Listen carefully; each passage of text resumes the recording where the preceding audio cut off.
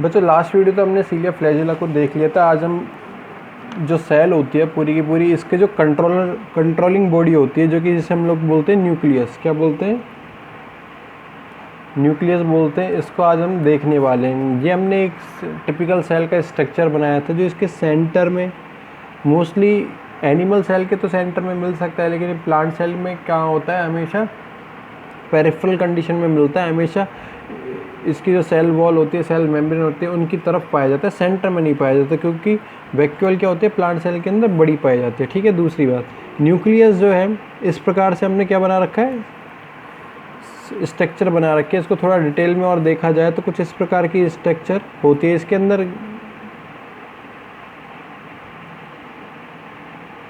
इस प्रकार की स्ट्रक्चर होती है। ठीक है ना। इसके अंदर क्या पाए जाते हैं, क्रोमोसोम्स पाए जाते हैं, इस प्रकार से मिल सकते हैं।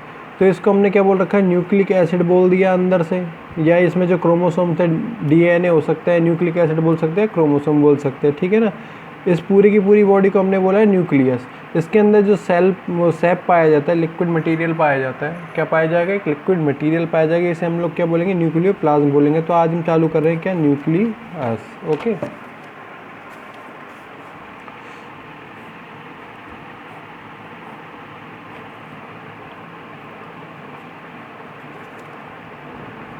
ओके।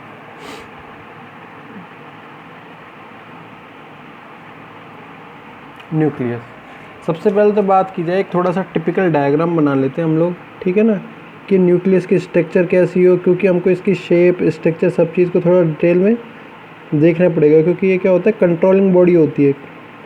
पूरी की पूरी सेल को कंट्रोल करने का काम, डिवीज़न का काम, सारा का सारा काम जो है वो इसी के ऊपर डिपेंड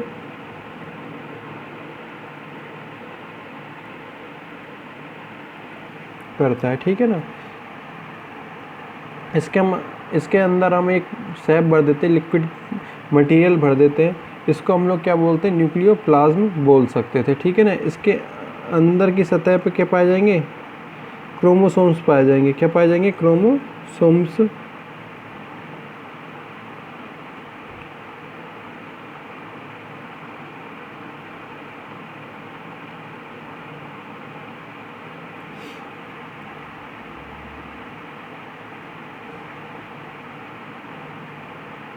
क्या पाए जाएंगे, क्रोमोसोम्स पाए जाएंगे। थोड़ा सा एक बार देख लेते हैं। ये हमने यहाँ पे एक पोर बना रखा है, छेद बना रखा है। ठीक है ना। इसे हम लोग बोलते हैं न्यूक्लियर पोर। इसके अंदर जो सैप भर रखा है, हम इसको हम बोलते हैं न्यूक्लियोप्लाज्म। साथ ही साथ इसमें क्या होती है, एक बॉल लाइक स्ट्रक्चर्स पाई जाती है। क्या पाई जाती है, एक बॉल लाइक स्ट्रक्चर पाई जाती है। इस बॉल लाइक स्ट्रक्चर को हम लोग बोलते हैं न्यूक्लियोलस। क्या बोलते हैं, न्यूक्लियोलस बोलते हैं। ठीक है ना। न्यूक्लियोलस की खोज जो की थी या डिस्कवरी की थी, सबसे पहले की गई थी फोंटाना के द्वारा। किसके द्वारा, फोंटाना के द्वारा क्या की गई थी, इनकी खोज की गई थी। ये जो हमने बना रखे हैं, इसमें कुछ डार्क पार्ट या एक फिलामेंट लाइक स्ट्रक्चर्स बना रखे हैं, इन्हें हम लोग बोलते हैं क्रोमोसोम। क्या बोलते हैं, क्रोमोसोम बोलते हैं। ऊपर की तरफ क्या पाई जाती है, न्यूक्लियर मेम्ब्रेन। क्या पाई जाएगी, न्यूक्लियर मेम्ब्रेन पाई जाती है। तो एक स्ट्रक्चर हो जाती है किसकी, है न्यूक्लियस की। अब बात की जाए इसकी डिस्कवरी की। ठीक है ना। अब बात की जाए यदि इसकी डिस्कवरी की क्या बात की जाए, तो सबसे पहले एक साइंटिस्ट थे Robert brown. Discovered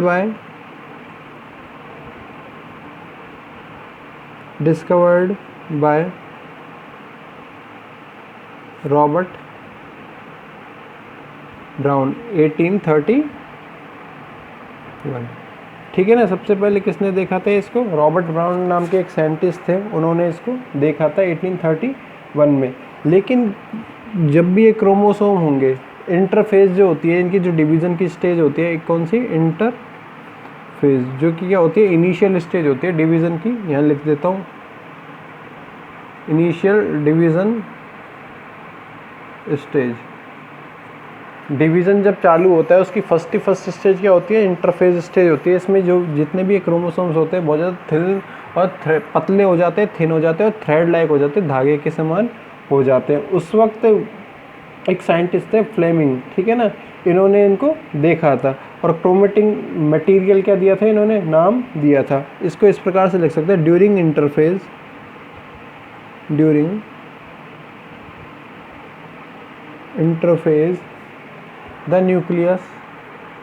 the nucleus consist of network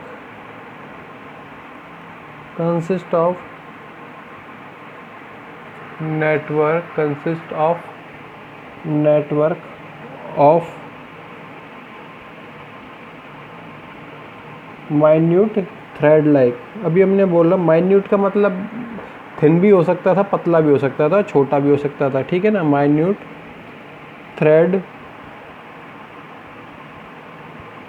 like structure called chromatin material।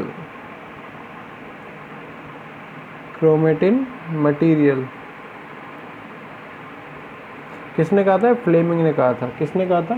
Fleming, ठीक है ना। ये हो जाती है क्या इसकी डिस्कवरी की बात, ठीक है ना। ये हो जाती है इसकी डिस्कवरी की बात। अब हमको इसको थोड़ा डिटेल में देखना पड़ेगा, इनका केमिकल कंपोजिशन क्या क्या होता है। जैसे हमने बात की न्यूक्लियोलस की बात की, ठीक है ना। अभी हमने इसके लिए बताया भी था, न्यूक्लियस की खोज किसने की थी? फोंटाना ने की थी 1781 में, ठीक है ना। इसका काम जो न्यूक्लियर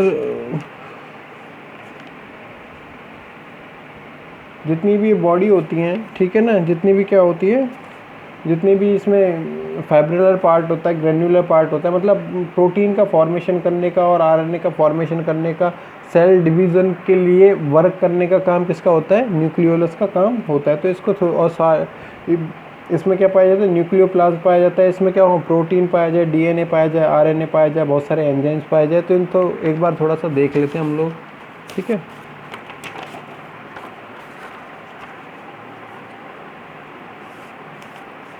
स्ट्रक्चर,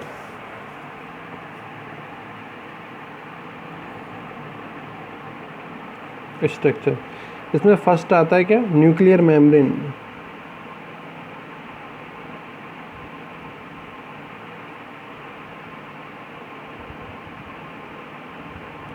कौन सी? न्यूक्लियर मेम्ब्रेन, जो कि हमने इस प्रकार से बना रखी है, यहाँ पे डबल लेयर्ड बना रखी है, ठीक है ना।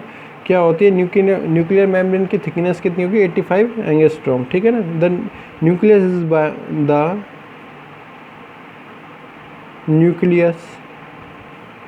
Is bounded by an envelope of 2 unit membrane having thickness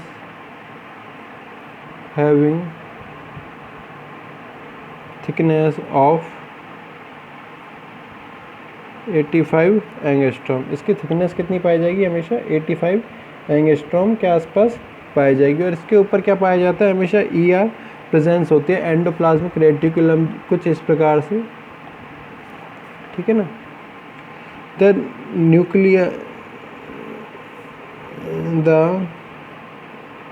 nuclear membrane is formed by the ER, ठीक है ना, फॉर्म बाय द ER। जो एंडोप्लाज्मिक रेटिकुलम होता है, इसके फॉर्मेशन से क्या बनती है?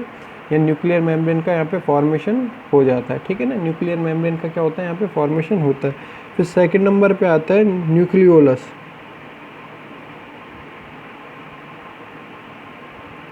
जो कि हमने इस प्रकार से बना रखा है, डिस्कवर्ड बाय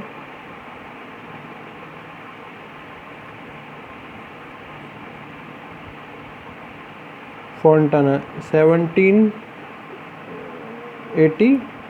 ठीक है ना। किसने खोज की थी सबसे पहले? डिस्कवर किसने किया था? फोंटाना ने किया था। तो इसको हम इस प्रकार से लिख सकते थे, ठीक है ना। इसमें क्या क्या चीज़ें पाई जाएंगी? फाइब्रिलर पार्ट पाया जाएगा, मतलब कुछ प्रोटीनियस नेचर का पार्ट पाया जाएगा, और डिवीज़न के लिए राइबोसोम्स पाए जाएंगे, ठीक है ना। डिवीज़न के लिए क्या पाए जाएंगे, राइबोसोम्स पाए जाएंगे, या कह सकते हैं the nucleolus consist of, the nucleolus consist of 85% protein, 85% proteins, 10% rRNA,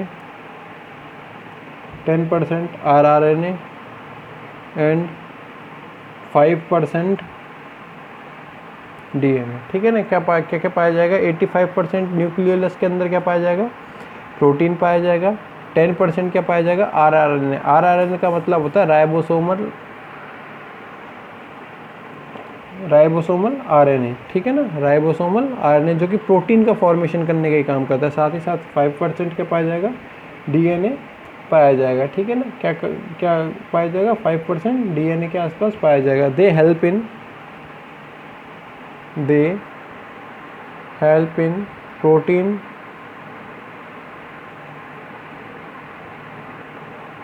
formation and they help in protein formation and cell division। Cell centrosome की हेल्प से डिवीज़न करता है, लेकिन सेंट्रोसोम को जो क्या देता है, ऑर्डर देता है, ठीक है ना, मैसेज करने का काम करता है, वो करता है न्यूक्लियोलस। फिर थर्ड नंबर पे आता है न्यूक्लियोप्लाज्म।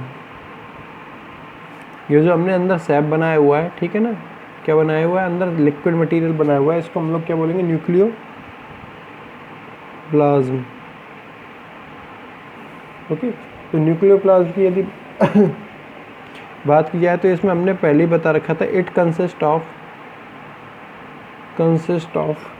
प्रोटीन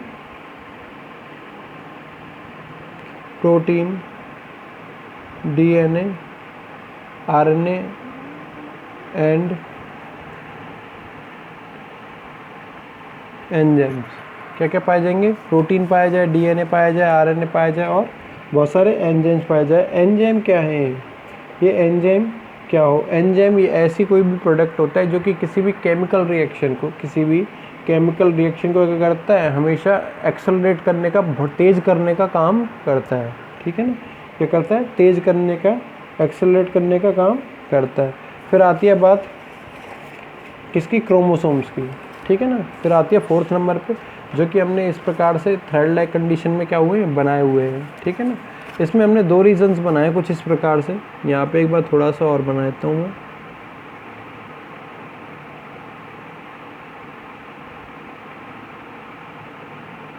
ठीक है ना। इस प्रकार से हमने क्या बनाया इसमें,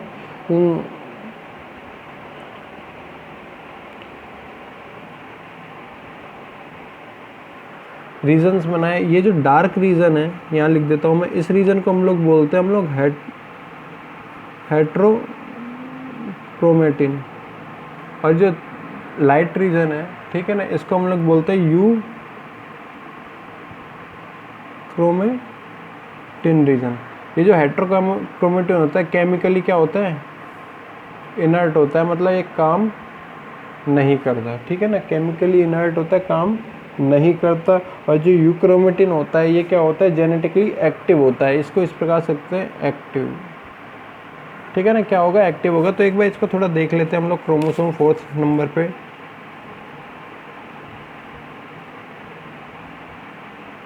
क्रोमोसोम, ठीक है ना, क्रोमोसोम। एक चीज़ हमने देख ली थी पहले कि इंटरफेस जब होती है, during interface the nucleus consist of network of minute thread like structures called chromatin material. इसी को हमने क्रोमोसोम को क्या बोला था, यहाँ पे फ्लेमिंग के द्वारा बोला गया था, क्रोमेटिन मटेरियल, ठीक है ना, क्रोमेटिन मटेरियल बोला गया था। अब एक साइंटिस्ट थे एमिल हिड्स, ठीक है ना, इन्होंने क्रोमोसोम्स को क्या किया था, 2 पार्ट्स में डिवाइड किया था। एक था पार्ट यूक्रोमेटिन का, एक था हेट्रोक्रोमेटिन का, जो कि हमने ऊपर बनाया है अभी इस रूप में, क्या किया है, इसका फॉर्मेशन किया है। तो इसको इस प्रकार से लिख सकते हैं। और साथ ही साथ अगर इसको देखा जाए तो ये क्रोमोसोम क्या होता है, एक डाई होती है हमारे पास एसिटोकार्मिन, ठीक है ना, ये कह सकते हैं क्रोमोसोम डाई होती है जो कि ये करती है, इसको रंग डालने पर ये क्या कर लेता है, उस डाई का रंग को एक्सेप्ट कर लेता है, ठीक है ना। उसका नाम होता है एसिटोकार्बिन स्टेन, ठीक है ना। क्या होता है, एसिटोकार्बिन स्टेन नाम होता है। तो उसको इस प्रकार से लिख सकते हैं, the chromatin material, chromatin material can be stained by, can be stained by acetocarbon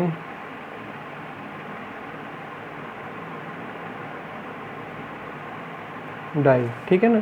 किससे, एसिटोकार्बिन डाई जो है इसका कलर कोई कर लेगा, एक्सेप्ट कर लेगा। जिससे हमें क्या दिखते हैं, दो रीजन दिखते हैं, एक होता है हेट्रोक्रोमेटिन, एक होता है यूक्रोमेटिन वाला रीजन, ठीक है ना। तो हम लोग बात करने वाले हैं अभी एमिल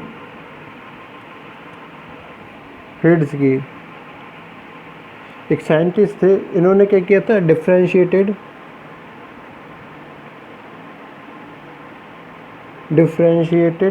क्रोमोसोम्स, डिफरेंशिएटेड क्रोमोसोम्स इन, अभी हमने ऊपर भी समझाया था क्या होता है, हेट्रोक्रोमेटिन रीजन पाया जाए और euchromatin. In euchromatin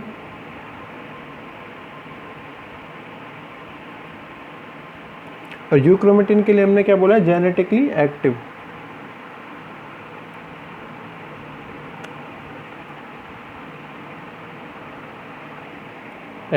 and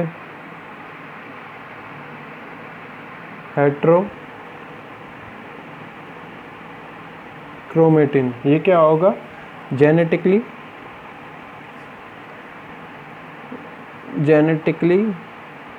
inert. Inert का मतलब होता है इनएक्टिव, इनएक्टिव भी लिख देता हूँ मैं, इस प्रकार से पाया जाएगा, मतलब ये काम ज़्यादा नहीं करता। अब हेट्रोक्रोमेटिन वाला जो था, इसको और यूक्रोमेटिन को अगर डिफ्रेंशिएट किया जाए तो इस प्रकार से हम लोग डिफ्रेंशिएट कर सकते हैं। हेट्रोक्रोमेटिन क्या होता है, डार्क स्टेन लेता है, यूक्रोमेटिन लाइट स्टेन ले रहा था, ठीक है ना। साथ ही साथ क्या कह सकते हैं, जेनेटिकली क्या होता है, हेट्रोक्रोमेटिन इनएक्टिव होता है और यूक्रोमेटिन जेनेटिकली एक्टिव होता है। अब यदि इसको रेप्लिकेशन करना हो, 1 से 2 बनना हो, ठीक है ना, हेट्रोक्रोमेटिन क्या होगा, इनएक्टिव पाया जा रहा है, इसीलिए क्या होगा, थोड़ा सा स्लोली रैपिड करेगा, ठीक है ना, स्लोली रेप्लिकेट करेगा। और यूक्रोमेटिन जो रेप्लिकेट करेगा वो रैपिडली करेगा, बहुत तेज़ी से रेप्लिकेट करने का काम करेगा, ठीक है ना। बाकी हम लोग करेंगे नेक्स्ट वीडियो में। Thank you.